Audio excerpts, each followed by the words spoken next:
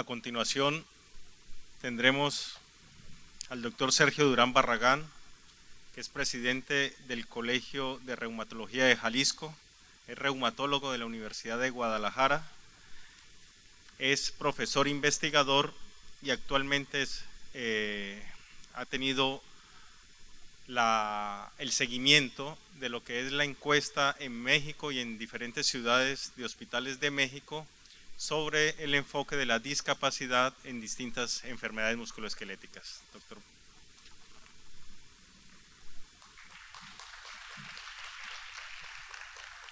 Muchas gracias. Gracias por la invitación a hablar. Yo les voy a cambiar también de idioma, les voy a hablar en mexicano. Entonces, bueno, vamos a ver un poquito. Para mí es un placer venir a platicarles de la iniciativa Fit for Work del lado de México. Nosotros nos dimos a la tarea de hacer unas encuestas para hacer un diagnóstico situacional de qué pasa en nuestros pacientes con enfermedades reumáticas con respecto a la discapacidad.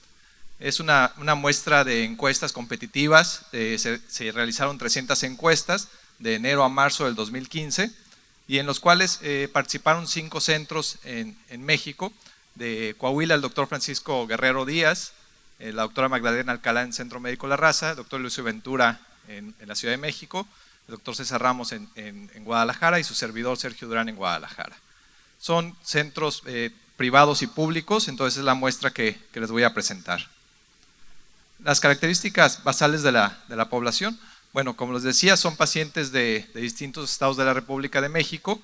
La mayoría de ellas, de los pacientes fueron de género mujer, 87% fueron de mujeres, con una edad promedio de 50 más menos 13 años en desviación estándar. Y como pueden ver aquí en la gráfica, tenían diferentes grados de educación, desde educación primaria, secundaria, preparatoria, técnica, universidad y maestría.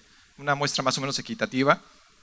Del estado laboral que los pacientes tenían, un 40% de ellos tenían un estado laboral que trabajaban con trabajo remunerado, un 29% trabajaban en otras labores, como por ejemplo de voluntariado o en labores del hogar, no pagado esto. Un 18% estaban retirados y el resto de los pacientes tenían alguna pensión, eran estudiantes o no tenían trabajo, pero estaban buscando activamente por él o estaban esperando alguna oportunidad. De los pacientes que trabajaban, estas son las organizaciones en las cuales estaban trabajando, un 21% eran privadas, 53% públicas, un 1% no lucrativas, autoempleadas un 21% y no reportado un 4%. De los tipos de trabajo, como pueden ver, la mayoría de los pacientes tenían un trabajo totalmente físico, en un 25%, mayormente físico un 17%, intelectual combinado con físico un 30%, mayormente intelectual 12% y totalmente intelectual un 6%. Y el tipo de empresa en la que trabajaban variaba de micro, pequeña, mediana y macro, en los porcentajes que ustedes pueden revisar. Bueno, ya pasando a las condiciones musculoesqueléticas, la muestra, como les decía, son centros de referencia, por lo cual mayormente los pacientes vistos en estas consultas son pacientes de segundo o tercer nivel de atención, en donde la muestra principal fue pacientes con artritis reumatoide, un 90% de ellos fueron pacientes con artritis. Se incluyeron otras enfermedades como osteoartritis, gota, fibromialgia, artritis idiopática juvenil, y la edad promedio del inicio de los síntomas de estos pacientes fue a los 38 años, más o menos 13.9 años en desviación estándar. Como les comentaba, el 90% de los pacientes recibían un tratamiento por ser pacientes ya establecidos, tratamiento con farmacoterapia, y algunos de ellos tenían combinación con fisioterapia o con terapias psicológicas, y solo un pequeño porcentaje tenía terapia ocupacional, un 0.3%. Estos pacientes, como ustedes podrán ver, tenían varias comorbilidades. La mayoría de ellos tenían algunas comorbilidades tanto mentales como neurológicas, que fueron un 37% en mentales, alguna comorbilidad respiratoria en un 13%, cardiovascular en 4%, metabólica en 20% y algunas otras diferentes no establecidas en un 20%. De acuerdo viendo lo que son los cuidados y cada cuando se les recibieron tratamiento a estos pacientes, los pacientes tuvieron un retraso en el tratamiento. Son pacientes vistos en terceros niveles que se han visto muy rápido, entonces el retraso del tratamiento es muy corto. Se atendieron en menos de 2 semanas en el 43%, en 2 semanas un 5%, en un mes un 9%, en 3 meses un 11%, 6 meses un 11% y más de 12 meses un 21%. Esto no es normalmente lo que vemos. Lo que vemos en nuestras consultas es que tenemos un retraso en los tratamientos de más años, pero estos pacientes en específico pues tienen un ligero sesgo de selección por los tipos de consultas.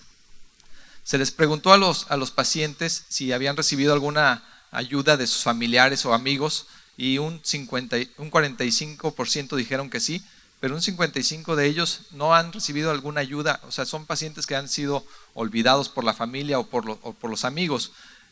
También se les preguntó si han recibido alguna información de soporte para el manejo de su condición en su lugar de trabajo y solamente un 27% de ellos la han recibido.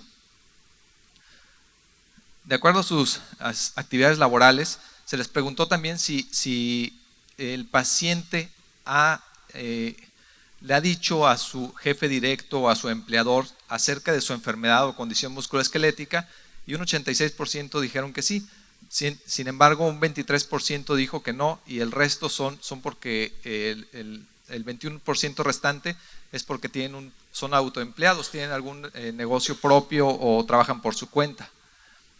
De los que no le han comunicado a sus jefes inmediatos sobre su enfermedad, estas son las causas por las que no se lo han comunicado. El 43% dicen que sus síntomas están en control y no hay necesidad de decírselo. Un 6% prefiere no decírselo. Un 7% dicen que no, como no los van a ayudar, no prefieren no decirlo. Y un 8% dice que puede poner en riesgo su trabajo. O sea, este punto es importante porque los pacientes piensan que ocultan información hacia sus empleadores para no perder el trabajo.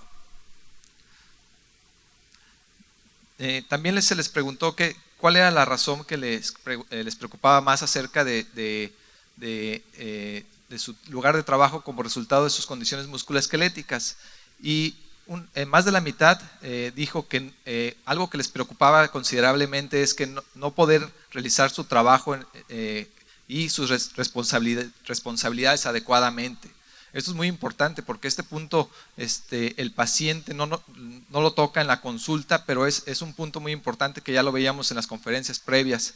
Otro porcentaje decía que otra de sus preocupaciones era perder su trabajo, un 13%, y también un pequeño porcentaje del 1% tenía una preocupación de ser discriminado. También se les preguntó en los últimos 7 días cómo estas enfermedades han afectado su productividad. Y una forma de verlo es que cuántas horas habían no acudido a su trabajo debido a esta discapacidad.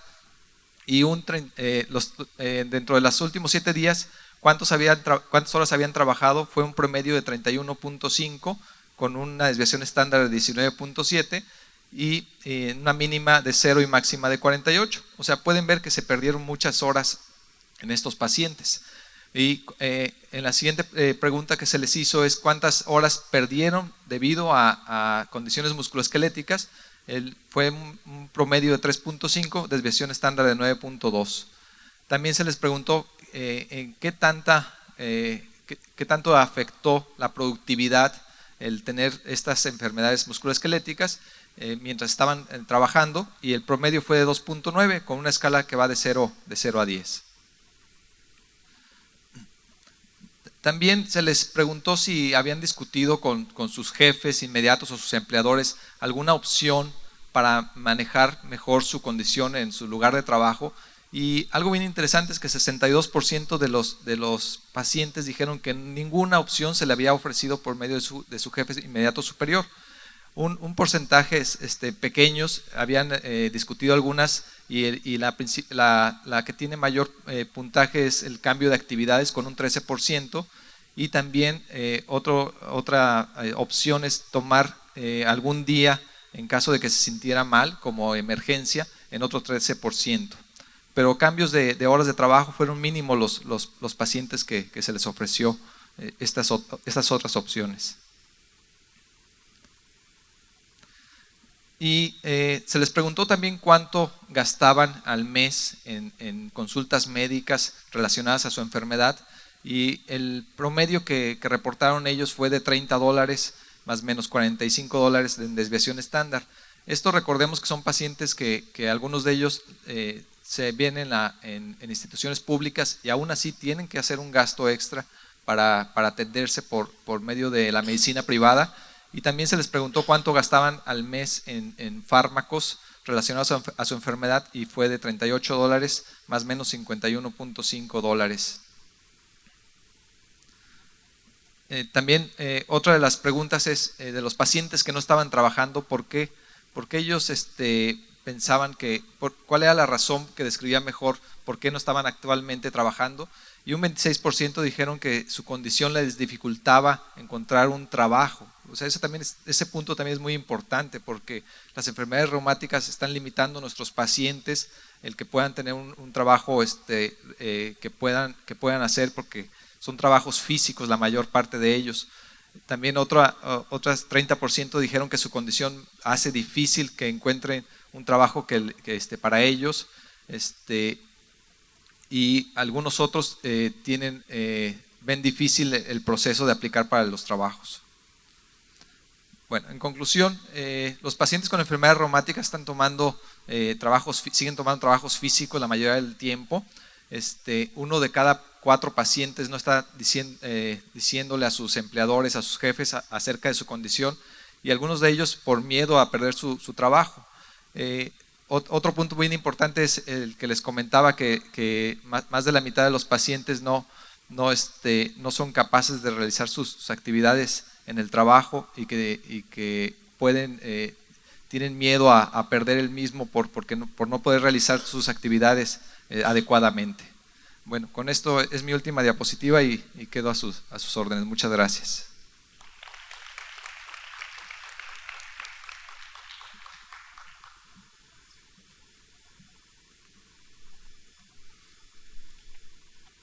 Muchísimas gracias al doctor Durán por educarnos en la encuesta que se realizó en los diferentes hospitales de México. A continuación, el doctor Carlos Pineda, director de investigación del Instituto Nacional de Rehabilitación y presidente de PANLAR, nos dará unas conclusiones sobre esta nueva visión y óptica que es involucrar diferentes enfermedades en la discapacidad funcional de los pacientes.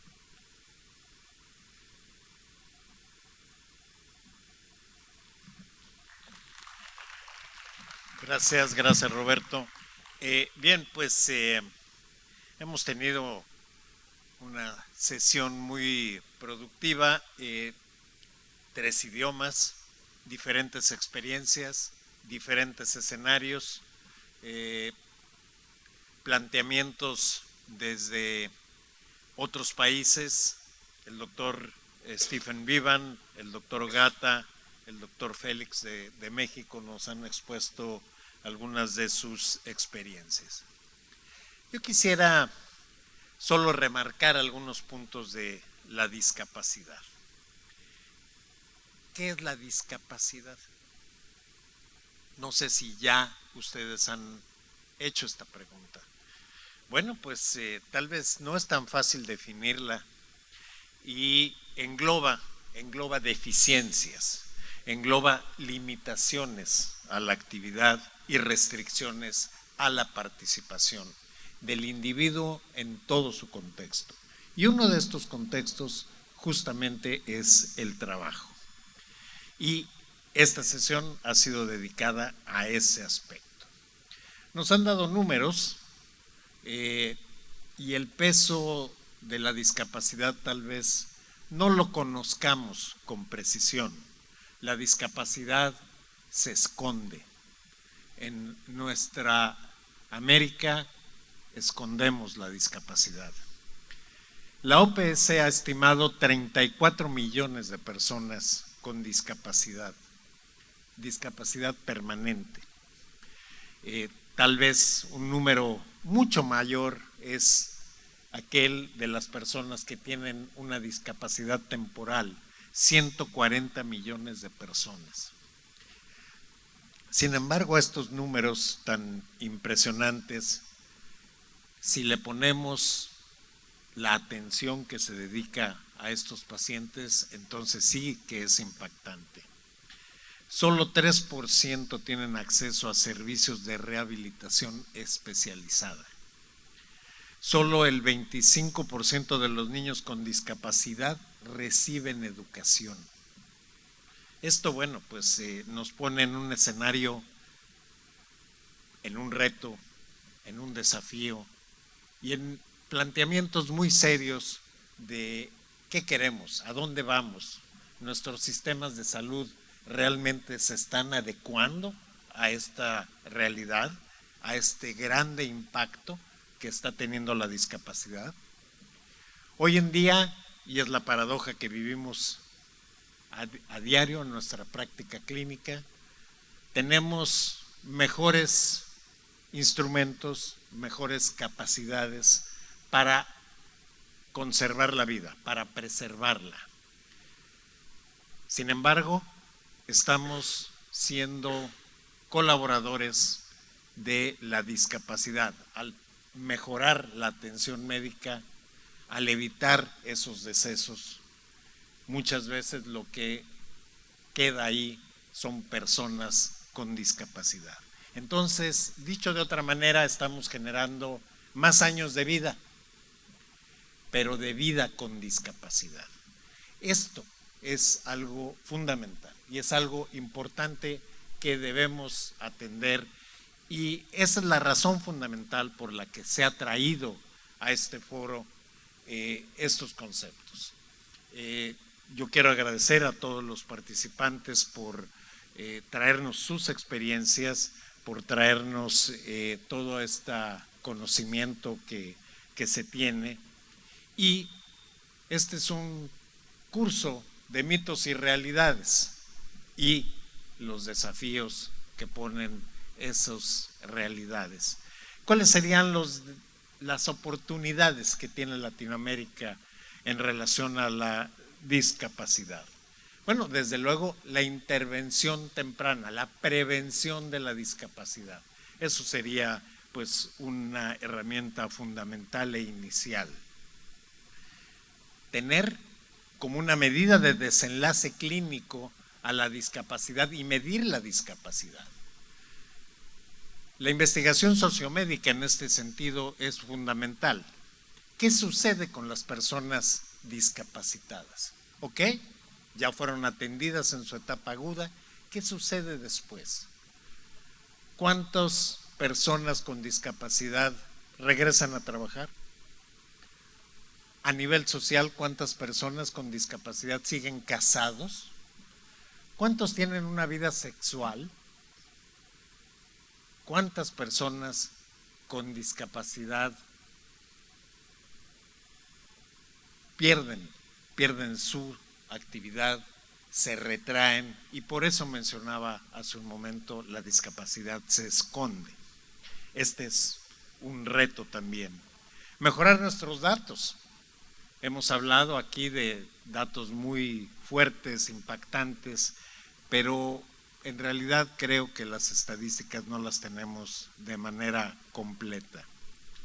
La educación es importante, la educación de las personas con capacidades para respetar a las personas con discapacidad. Eso es otro aspecto fundamental que debemos tener, la educación del médico, la prevención de toda esta discapacidad desde la atención de primer contacto. En fin, tenemos todos estos aspectos por los cuales nos debe interesar la discapacidad, a nosotros los reumatólogos, a los médicos, a todos los interesados en la atención de los padecimientos musculoesqueléticos. Y yo con esto termino mi intervención y no sin antes agradecer a el comité organizador de este simposio que me haya invitado a hacer este breve resumen. Gracias.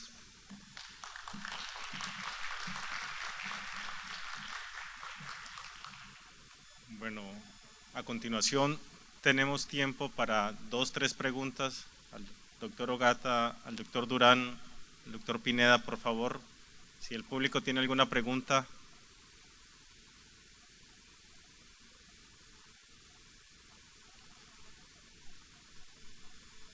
Yo le quisiera preguntar al doctor Ogata, ya que él ya ha tenido una intervención junto con el profesor Baum y han tratado de hacer un enlace de las diferentes herramientas que tienen y han propuesto algunas posibilidades de cómo mejorar. Obviamente la discapacidad no solamente va a estar en reumatología, sino en muchas áreas de la medicina. ¿Engloban todas estas áreas en el proyecto que usted está teniendo?